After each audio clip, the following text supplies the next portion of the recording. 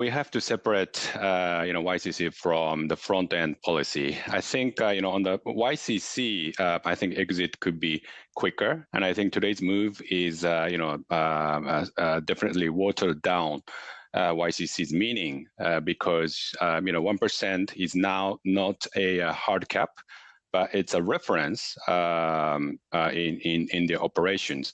And what does it mean? Will the BOJ sit by and watch if the 10-year goes to 1%, or will it intervene? We don't know, and we will find out when the market goes there, as soon as maybe this week. But I think the statement also said the strict 1% ceiling could have large side effects. So policy intervention may not be as strong as before, and the 10-year JGB yield could be let trade above 1% sooner than previously thought. So that's the YCC. But I think on the front end, the BOJ probably still needs more evidence to judge inflation, has been re-anchored to 2%, and they're watching the upcoming wage negotiation to confirm sustainability of inflation. And I think that is why they're still sticking to QE and negative interest rate. Communication problem with the Bank of Japan, and I'll cite in particular some of the analysts' expectations. They were huge coming into this. UBS thought the band would widen out to 1.5% from 1%. Barclays was saying the Bank of Japan would scrap YCC entirely today. We didn't get any of that. So is there a communication error now between the Bank of Japan and markets?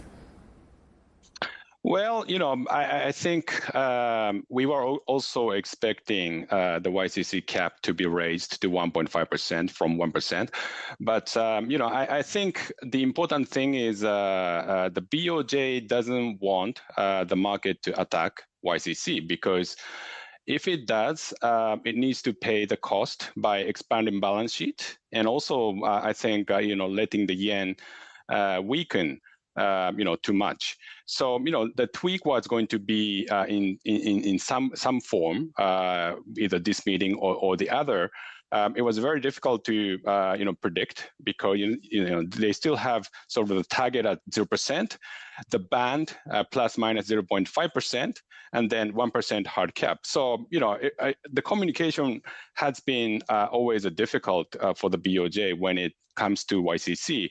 But I think at the end of the day, what they wanted to do is let the market trade more freely the 10-year, and they don't have to defend YCC in a rigid way, as long as the move is gradual. If the move is gradual, I think they are going to be fine.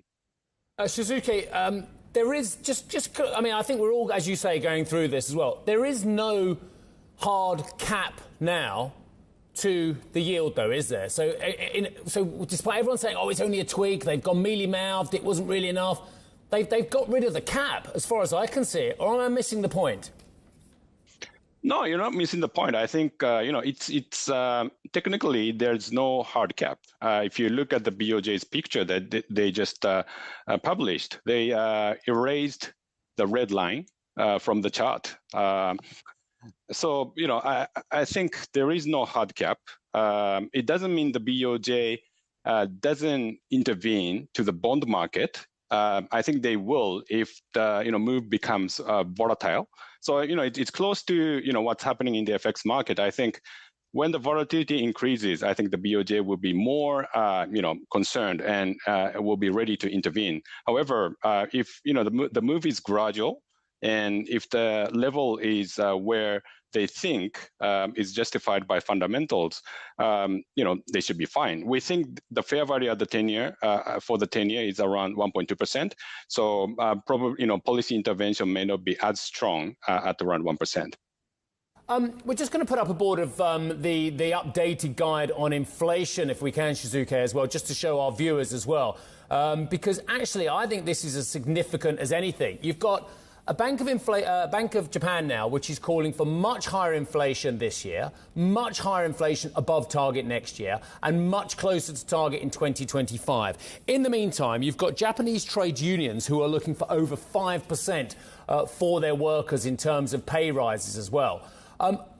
what I think is almost as significant as our focus on yield curve control or the lack of it or our interpretation of what a reference point is the fact that you've got inflation picking up aggressively and a refusal to move rates to the upside as well. This is going to have ramifications, isn't it?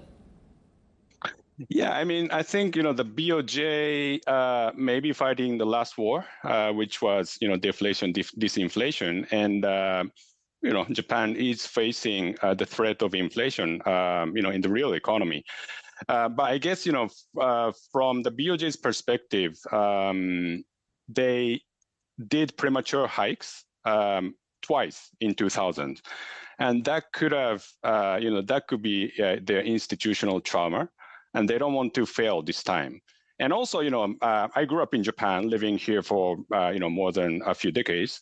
And, we didn't see inflation. Okay, we've started to see inflation for the past, 2 years or so.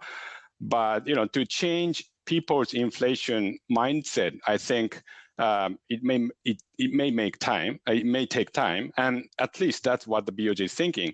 So I think this gradualism by the BOJ has to do with BOJ's history and also Japan's inflation history. Although the BOJ, I think, is risking being behind the curve.